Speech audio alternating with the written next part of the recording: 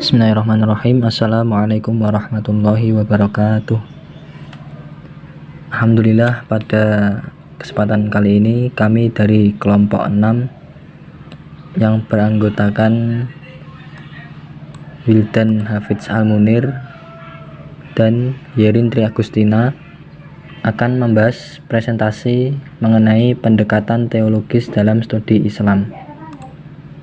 Pengertian pendekatan teologis. Yang pertama, pengertian pendekatan.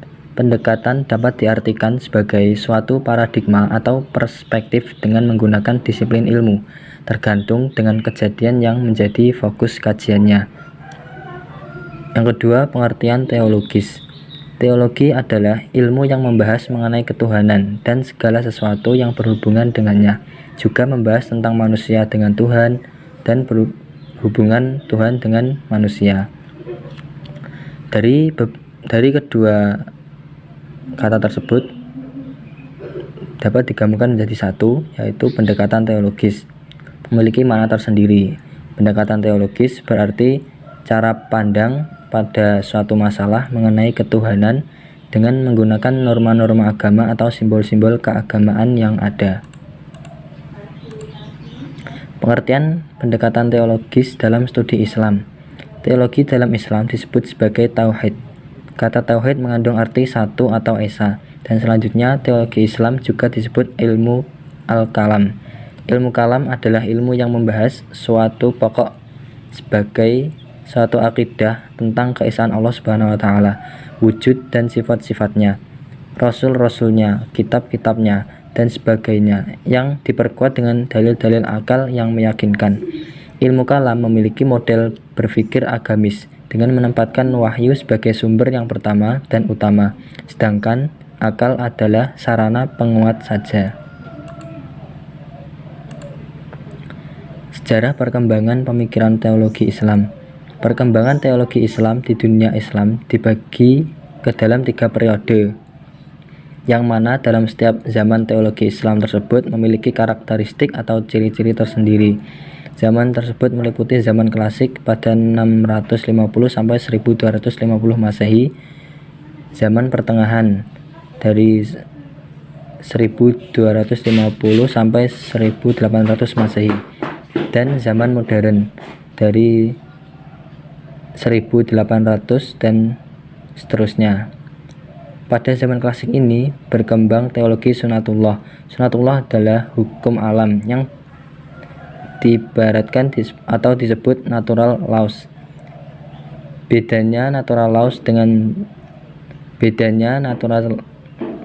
adalah ciptaan alam, sedangkan sunatullah adalah ciptaan Tuhan. Ciri-ciri teologi sunatullah. Yang pertama, kedudukan akal yang tinggi. Yang kedua, kebebasan manusia dalam kemauan dan perbuatan. Yang ketiga, kebebasan berpikir hanya diikat oleh ajaran-ajaran dasar dalam Al-Quran dan hadis yang sedikit sekali jumlahnya. Yang keempat, percaya adanya sunatullah dan kausalitas. Yang kelima, mengambil arti metaforis dari teks wahyu. Selanjutnya, zaman pertengahan. Memasuki zaman pertengahan yang merupakan zaman kemunduran dalam berbagai hal. Begitu pula dengan pemikiran teologi Islam. Teologi sunatullah dengan pemikiran rasional, filosofis, dan ilmiah itu hilang dari Islam dan diganti oleh teologi kehendak mutlak Tuhan, Jabariyah atau fatalisme, yang besar pengaruhnya pada umat Islam di dunia. Zaman modern. Tibalah abad ke-19 di mana orang Eropa yang dahulu mundur dan sekarang telah maju itu datang ke dunia Islam. Dunia Islam terkejut dan tidak menyangka bahwa Eropa yang telah mereka kalahkan pada zaman klasik dahulu pada zaman modern menguasai mereka.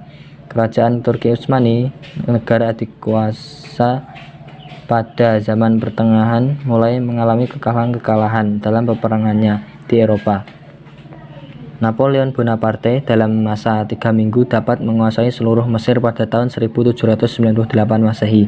Dunia Islam terjaga dari tidurnya yang nyenyak dan muncul kesadaran bahwa mereka telah mundur dan jauh ditinggalkan Eropa.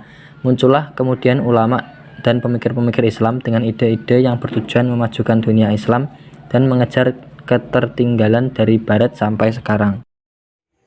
Selanjutnya, pendekatan teologis normatif. Pendekatan teologis normatif dalam memahami agama ialah upaya memahami agama dengan menggunakan kerangka ilmu ketuhanan yang bertolak dari suatu keyakinan bahwa wujud empirik dari suatu keagamaan dianggap yang paling benar bila dibandingkan dengan elemen lainnya. Pendekatan teologis normatif dalam pemahaman keagamaan adalah pendekatan yang menekankan pada bentuk formal atau simbol-simbol keagamaan yang masing-masing dari bentuk formal simbol-simbol keagamaan tersebut mengklaim dirinya sebagai yang paling benar, sedangkan yang lainnya salah. Aliran teologi yang satu begitu yakin dan fanatik bahwa pahamnya lah yang benar, sedangkan paham lainnya adalah salah, sehingga memandang bahwa paham orang lain itu keliru, sesat, kafir, murtad, dan seterusnya. Demikian pula paham yang dituduh keliru, sesat, dan kafir itu pun menuduh kepada pihak lain sebagai yang sesat dan kafir. Dalam keadaan demikian, maka terjadilah proses saling mengkafirkan, salah menyalahkan, dan seterusnya.